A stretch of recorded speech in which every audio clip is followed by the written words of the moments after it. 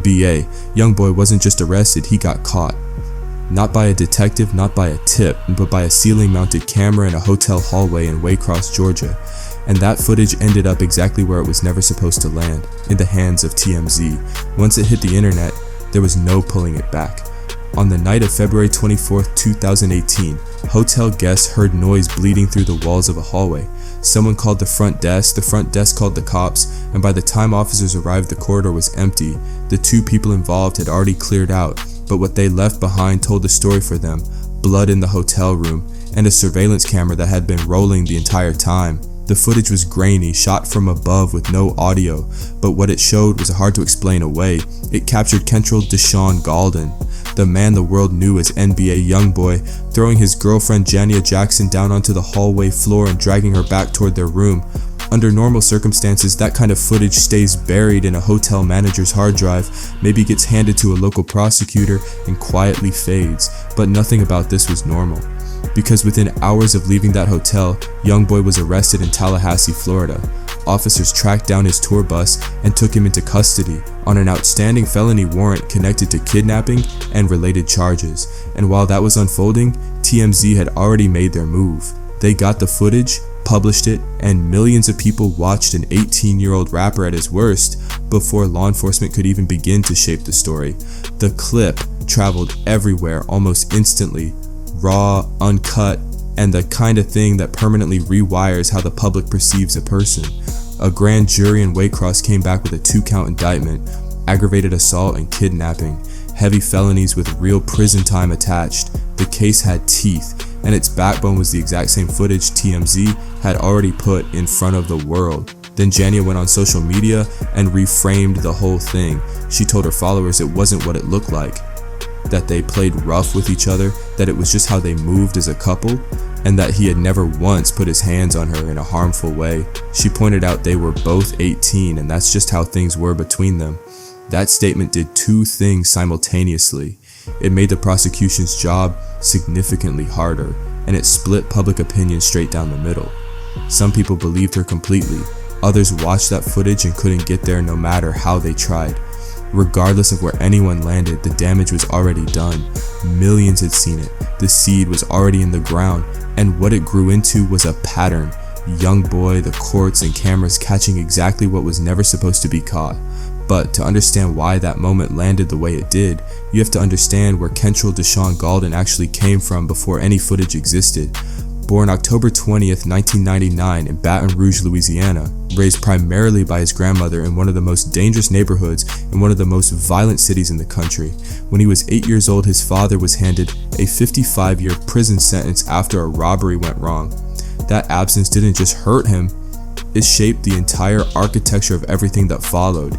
He started writing lyrics as a teenager, not inside some studio with label funding, but inside a youth detention center following a theft arrest. That's where the music actually got serious. He dropped out of 9th grade and committed fully. Between 2015 and 2017, he released 8 mixtapes, carved out a regional following, and did it all with a sound that was emotionally unfiltered and unapologetically raw. And it connected with a generation that was feeling exactly the same way. By 2017, he had a deal with Atlantic Records and was putting out singles that cracked the Billboard Hot 100. His debut studio album, Until Death Call My Name, peaked at number 7 on the Billboard 200. 18 years old, a legitimate star, and already buried in legal trouble that would have broken most people, because before the hotel footage, before any of that, there was the shooting.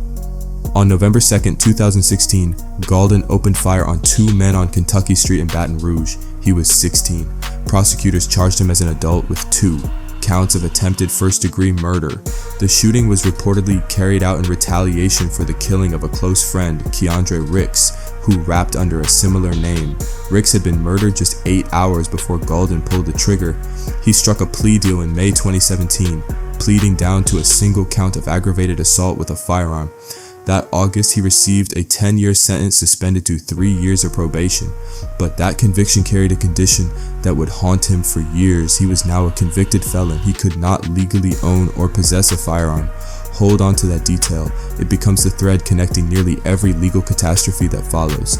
The sentencing judge, District Judge Bonnie Jackson, did not hold back. She made it clear she wasn't satisfied with how everything had played out. When Galden pointed out that nobody died, she cut him off immediately, telling him it wasn't for lack of effort, that he just wasn't accurate enough. She told him his music carried real influence, and that influence came loaded with responsibility. He walked out of that courtroom on probation, owing $250 in community service and a $5,000 fine, and went right back to work. The music kept climbing, the streams kept multiplying, but that probation sitting underneath everything he was building was a tightrope he never could seem to walk clean. In February 2019, he was arrested in Atlanta on 3 misdemeanor charges: marijuana possession, using fighting words, and physical obstruction. He and a woman had been found occupying a hotel room that was supposed to be empty, and when asked to leave, the situation escalated. Small charges compared to what had come before, but another mark on a growing record, all while still on probation from the 2016 case. The career, meanwhile, was operating on a completely different frequency. He ranked among the top 10 most streamed artists in the country at the midpoint of 2019, without having released a single project in the first half of that year. His AI YoungBoy 2 debuted at number 1 on the Billboard 200. A collaboration with another major artist cracked the top 10 on the Hot 100, the highest charting single of his career at that point. Then late 2019 brought 14 months of house arrest following a probation violation. He couldn't record anywhere outside of his own home, so he did exactly what you'd expect Kentrell Galden to do. He recorded relentlessly, song after song, project after project, all from inside 4 walls. Then September 28, 2020 shifted the entire landscape. Baton Rouge police swarmed a video shoot near his grandfather's Chippewa Street home and discovered pistols and assault rifles hidden in the area. Galden and 15 others were arrested. The charge felon in unlawful possession of a firearm. The 2017 conviction still had full reach, and this time the case got transferred to federal court, a completely different tier of the justice system with consequences to match. The details that emerged only made things heavier. He was carrying over $47,000 in cash at the time. Marijuana at the scene was reportedly packaged for distribution, and scales recovered were consistent with drug sales.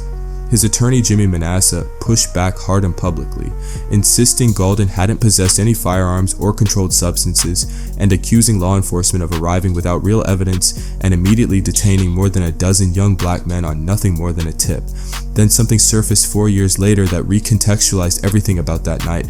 In September 2024, 3 Baton Rouge officers were fired and 1 resigned during a criminal investigation. The allegation was that they had covered up evidence of an officer beating a detainee during a strip search. Due to a detainee taken in on the same night YoungBoy was arrested. Law enforcement misconduct tied directly to that exact arrest. By 2021, the FBI was in the picture. In March of that year, he was picked up again in Los Angeles for weapon possession as a convicted felon, this time while already on federal pretrial supervision from the Louisiana case. He went to trial in July 2022 and walked out acquitted on every charge, a real significant win tucked inside what had been a relentless losing streak. Following that release, he moved to Utah with his girlfriend Jaslyn Michelle in October 2021, purchasing an 8,800 square foot luxury mansion in Mill Creek for around $5.4 million. From the outside, it looked like someone trying to recalibrate, making music, raising his children, waiting for the federal case to work itself out. What allegedly went on inside that mansion was a completely different conversation. In April 2024, the image cracked. He was arrested in Utah, still on house arrest, still facing federal gun charges, and the charge count this time read 63 felonies and misdemeanors, 63 identity fraud, forgery, obtaining prescriptions under false pretenses, illegal weapon possession as a restricted person, engaging in a pattern of unlawful activity, and drug possession. The scale of the allegations was staggering. Prosecutors alleged that Galden was the architect of a prescription drug ring. The operation reportedly involved him posing as a physician to get pharmacies to hand over codeine-based cough syrup, while other people connected to the scheme physically traveled to nearby pharmacies to pick up pills on fraudulent orders placed by people pretending to be real doctors. Court documents named Galden as the one running it, and highlighted that he was allegedly doing all of this while under house arrest, being actively monitored by federal probation on a separate case.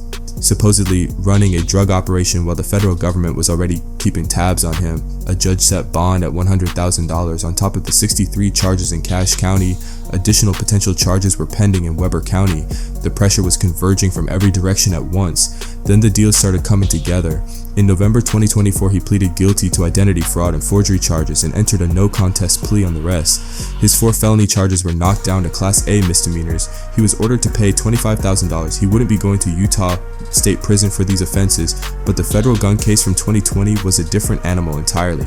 In December 2024, Gaulden was sentenced to 23 months in federal prison and fined $200,000 with 5 years of probation to follow his release. In the plea, he admitted to possessing a Glock .45 caliber pistol and a Masterpiece Arms 9mm while filming a rap video in Baton Rouge, and a Sig Sauer 9mm semi-automatic at his Utah residence. He surrendered all 3 weapons. Then in February 2025, a short clip started circulating online that appeared to show him walking through a federal prison facility in Alabama. 7 seconds long, grainy overhead footage consistent with his recent appearance in court. Someone in the background could be heard asking who that was. Even locked away inside federal walls, the camera still found him. The footage still leaked. The pattern was almost poetic at this point. By every measure that applies to regular people, that should have been the closing note of a certain chapter. 23 months federal, 5 years probation, over $225,000 in fines, and a rap sheet that traced back to age 16. Most careers and most lives don't survive that kind of accumulation. Then, May 28th, 2025 happened. President Donald Trump issued Kentrell Deshaun Gaulden a full pardon on his federal sentence, part of a broader wave of high-profile clemency that moved through that period. His attorney, Drew Findling, confirmed the pardon publicly, noting he hadn't personally handled the application, but that it was done and it was real. Gaulden posted on Instagram thanking the president directly, saying he was grateful for the chance to keep growing as a man, a father, and an artist. He also acknowledged Alice Marie Johnson, the advocate designated to lead the pardon review process, for being a voice for second chances. His attorney spoke openly about the exhaustion of years of legal warfare spanning multiple states, and spoke about Gaulden finally being able to focus on his family and his career without all of that looming overhead. He had already been released from federal custody back in March 2025, transitioned to home confinement with credit for time served. The pardon wiped out everything remaining. No probation, no drug test, no ankle monitor. Genuinely free, not on terms, not on conditions, free, and he moved fast. A 27-city tour was announced, running from September in Dallas all the way through October in New Orleans at the Smoothie King Center. He called it the Make America Smile Again Tour, a direct acknowledgement of the president who handed him his freedom back. He returned to Utah and showed up with security that immediately drew attention. Armed guards in all-black ski masks positioned outside his multi-million-dollar property. Police responded based on neighbor calls. One neighbor who'd had prior friction with him over an incident involving her dog described actually meeting him as a surprisingly positive experience, saying he came across as a genuinely decent young man. Not everyone was celebrating. Conservative critics were vocal online, with one commentator expressing that while pardoning someone with Gaulden's record wasn't something he could fully get behind, the minimum expectation now was that he live like a law-abiding person. The Cache County Sheriff's Office and County Attorney issued their own pushback, making clear that their investigators and prosecutors had done legitimate work, that Gaulden had pleaded guilty in their jurisdiction, and that calling their process a weaponized system of justice was simply not accurate. But even a presidential pardon couldn't stop the orbit from pulling. On New Year's Eve 2025, a Utah Highway Patrol trooper stopped a vehicle on Interstate 15 with YoungBoy riding as a passenger. Officers ran a probable cause search and recovered illicit drugs. The driver and a female passenger took responsibility. Gaulden wasn't charged and wasn't arrested, but there he was again, now inside the same gravitational field.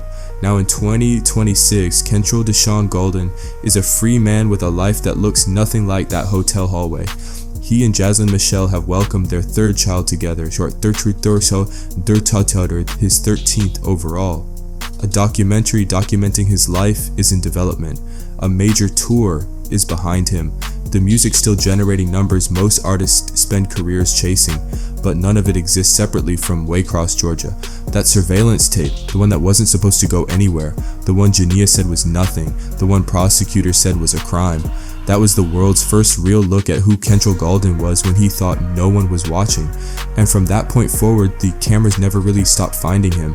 Hotel hallways, video shoots, courtrooms, prison corridors, every piece of footage that was never meant to be public became another chapter in a story that still hasn't found its ending.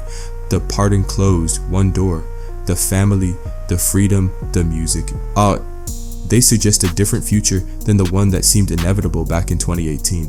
But the question that stays in the room is whether Kentrell Deshaun Gaulden has actually changed the trajectory, or whether the next camera, the next stop, the next clip nobody was supposed to see is already out there somewhere, just waiting on its moment. NBA, YoungBoy's financial success has translated into some serious spending habits across luxury real estate, premium vehicles, and flashy accessories. His catalog of bangers, including tracks like Make No Sense and Outside Today, helped him build up a fortune estimated at over $25 million. But when it came to building his car collection, his breakthrough moment financially led him straight to a dealership, where he dropped $230,000 on a Mercedes-Maybach S650. This wasn't just any regular whip. We're talking about a machine packed with a serious V12 power plant and an interior that screams luxury from every surface. The ride ended up getting some screen time too, making its debut in the visuals for Lost Motives. But that's not where the Maybach story ends. NBA, YoungBoy regularly pulls up in this $250,000 machine when he's out and about, turning heads and giving his supporters something to talk about whenever he rolls through. Hey, you see that? You think I give a my time, huh? I bet everything I got, I made on my own. Yeah. Sitting pretty in his collection is also a Rolls-Royce Cullinan that set him back a solid $360,000. You don't see these floating around your neighborhood every day. This thing's basically automotive royalty on wheels. The luxury doesn't stop at the price tag either, with that mesmerizing starlight headliner that makes you feel like you're cruising under the night sky. Plus those signature suicide doors that swing open in reverse and boost the whole ride's prestige factor. Here's the thing though, despite dropping over $350,000 on this masterpiece, NBA YoungBoy treats it more like a mobile lounge than something to actually pilot himself. His personal chauffeur handles all the driving duties while the rapper kicks back in the rear passenger area, living that boss lifestyle to the fullest. Back when his career was really starting to take off and the checks were getting fatter, he decided to mark the occasion by scooping up a 2018 McLaren 570 for around $197,000. Word on the street is that this particular purchase wasn't just about flexing his success. Apparently he was trying to catch the attention of a certain female who would eventually become the mother of one of his children. Crazy days. Yeah. While it might be considered the budget-friendly choice in the supercar realm, the McLaren still packs some serious heat under the hood, complemented by carbon fiber components that keep the whole setup dialed in for maximum performance potential. NBA, YoungBoy's garage also houses a Z06 Corvette that he grabbed for $85,000, and the story behind this purchase is pretty straightforward. Dude was just feeling restless and figured his collection needed another addition. But you already know he had to get his hands on one of hip-hop culture's most iconic rides, the SRT Hellcat. This beast delivers insane speed capabilities, and NBA YoungBoy made sure to feature it prominently across several of his video shoots. The man's never been shy about displaying the financial empire he's constructed through his music. Rounding out his automotive arsenal is the legendary Bentley Continental, which demanded over $200,000 from his account. This whip represents the perfect marriage of high-end luxury and raw performance. You're getting that premium comfort experience while still having access to speeds that can push 200 miles per hour when you really want to open it up on the highway. Oh, Rich, what the on, man? What are you talking to? NBA YoungBoy even dropped a snapshot on social media showcasing his personal parking situation, with the Maybach, Bentley, and Hellcat all lined up in his garage space. In that same post, he casually mentioned that a couple rides couldn't squeeze into the frame, but that it was all good, let's play. A reference to his McLaren and Corvette sitting somewhere off camera. When you crunch the numbers on his entire fleet, we're looking at a collection that easily crosses the $1 million threshold, which raises the question of whether one person really needs this many high-end machines rolling around. But NBA YoungBoy's spending spree extends way beyond just collecting premium automobiles. The rapper has also made some major moves in the real estate game, including dropping over $5 million on a mansion situated in Salt Lake City. This purchase shows he's not just focused on mobile luxury, he's also investing in creating permanent bases where he can enjoy the fruits of his musical success. Welcome to my class. How many pairs you got in here? I got a lot more upstairs. This sprawling estate boasts 3 complete levels packed with 8 bedrooms and 6 full bathrooms, all contained within 9,000 square feet of living space. Step inside and you'll find yourself in a sleek contemporary kitchen that's built for both style and functionality. The primary suite comes equipped with its own fireplace and opens up to a spacious balcony perfect for taking in the scenery. The master bath is another standout feature, centered around a deep soaking tub that's designed for ultimate relaxation. The outdoor amenities are equally impressive, featuring a dedicated entertainment zone complete with an in-ground swimming pool that's perfect for those hot summer days. The whole property offers stunning panoramic views stretching across Salt Lake City, making it a true showcase residence for the region. Every detail has been carefully curated with custom interior design elements that reflect his personal aesthetic. NBA YoungBoy's real estate portfolio also includes his original Louisiana mansion, which he secured for $2.5 million about 4 years back. This property sits on more than 3 acres and includes 6 bedrooms, 8 bathrooms, plus an outdoor pool featuring a waterfall element. The recreational facilities are next level. We're talking about a private tennis court, an indoor basketball court, and a fully equipped fitness center. Basically, this setup means you could easily live your entire lifestyle without ever stepping foot off the property. Even with all these major purchases for himself, YoungBoy also takes care of the people in his circle, including buying one of his children's mothers a brand new Mercedes-Benz. Y'all know what's going on. Hold on. Thank you, babe. Thank you. He also dropped serious cash on a previous romantic interest, surprising her with a Porsche that carried a $100,000 price tag. But here's where things get interesting. If you happen to fall out of favor with NBA YoungBoy, that generous side can flip pretty quickly. Take what went down with his mother as a perfect example. The rapper had purchased a house for her, setting her up in a nice situation as any good son would do. But when family drama erupted and they found themselves in a heated disagreement, he didn't hesitate to put her out on the street, showing that even blood relations aren't guaranteed protection when conflicts arise. It's a reminder that his loyalty and generosity come with conditions, and crossing certain lines can lead to some pretty harsh consequences, regardless of your relationship status with him. Contrell got me a house. He get you a house and then you don't do what he say, he get it took. I don't give a. You can have your house. I'll go under the interstate. I'll go sleep in the park. You will not hold your money over my head. I don't give a. And I'm not gonna play with you. Why you let your son talk crazy to you? I don't let nobody talk crazy to me. Setting aside the personal drama, let's dive into NBA YoungBoy's bling game. He's absolutely obsessed with collecting rare chains, timepieces, and rings that most people could never even dream of owning. One standout piece in his arsenal is his legendary Young Thug-inspired chain, which came to life through the craftsmanship of Shine Jewelers. After seeing something similar in one of Young Thug's visuals, he decided he needed his own version and wasn't afraid to drop $150,000 to make it happen. The creation process was no joke either. We're talking about 95 carats of VVS diamonds meticulously placed over a 2-month construction period. His next major jewelry move involved commissioning a chain spelling out NBA Never Broke Again, which demanded another 6-figure investment of over $100,000. This masterpiece combines gold and yellow diamonds across the NBA lettering, while the iconic Jumpman logo gets the full VVS diamond treatment to really make it pop. But the crown jewel of his chain collection has to be that insane anarchy piece he rocked in the Guapi video. This beast cost him north of $300,000 and represents pure custom artistry. Picture diamonds flooding every surface, a mysterious face with emerald eyes, positioned behind a massive letter A, all connected by an exclusive werewolf link design that literally nobody else owns. Rounding out his chain game is the circular 38 baby piece, which features that signature diamond and gold combination for $80,000. But here's where things get really wild. His watch collection is where the serious money lives, with over $1.5 million invested across 5 different Audemars Piguet timepieces alone.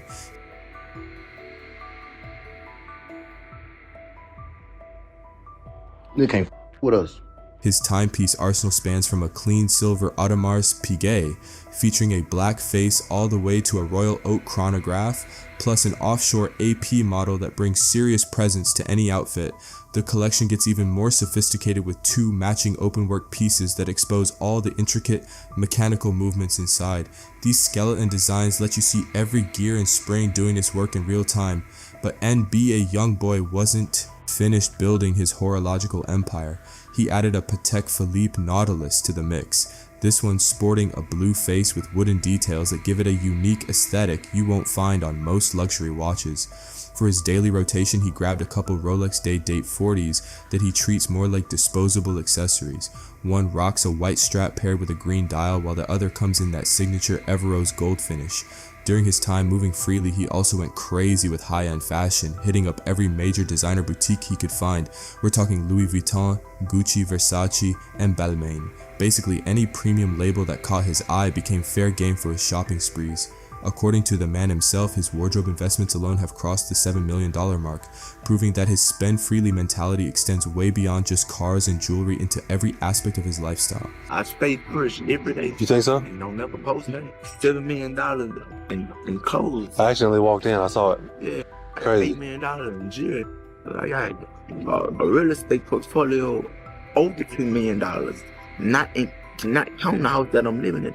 Man, you better stay on my way, man. Looking at the bigger picture, NBA YoungBoy's approach to spending represents something much deeper than just flexing wealth. It's about transforming his entire reality from the ground up. This isn't your typical rapper showing off for social media. We're witnessing someone who grew up with nothing, systematically building a fortress of luxury around himself and his inner circle. Every purchase serves multiple purposes: personal enjoyment, status elevation, and investment in his public image.